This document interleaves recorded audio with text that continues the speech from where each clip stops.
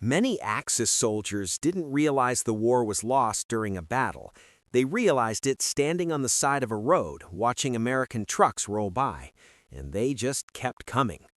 Early in the war, Axis armies believed victory depended on tactics, bravery, and speed.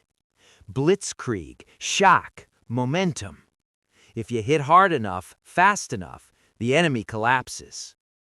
But America fought a different kind of war. At first, Axis soldiers noticed small things. Enemy units never seemed short on food, or ammunition, or fuel. Destroyed equipment?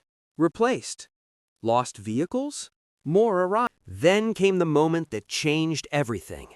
Captured towns, liberated roads, and supply lines that didn't stop. Not dozens of trucks, hundreds, sometimes thousands. Axis soldiers realized this wasn't support, this was a system. War is exhausting, and nothing drains hope faster than scarcity. While Axis units rationed bullets and fuel, American forces planned tomorrow's advance. In letters, diaries, and post-war interviews, Axis soldiers admitted it.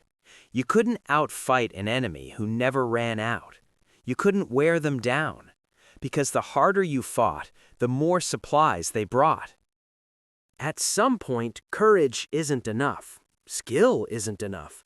When your enemy can replace everything you destroy, and you can't, the outcome stops feeling uncertain.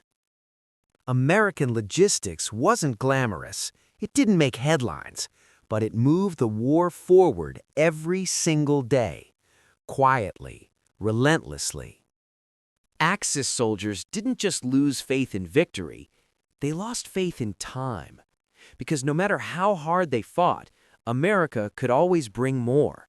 And once they understood that, they knew the war was only a matter of when.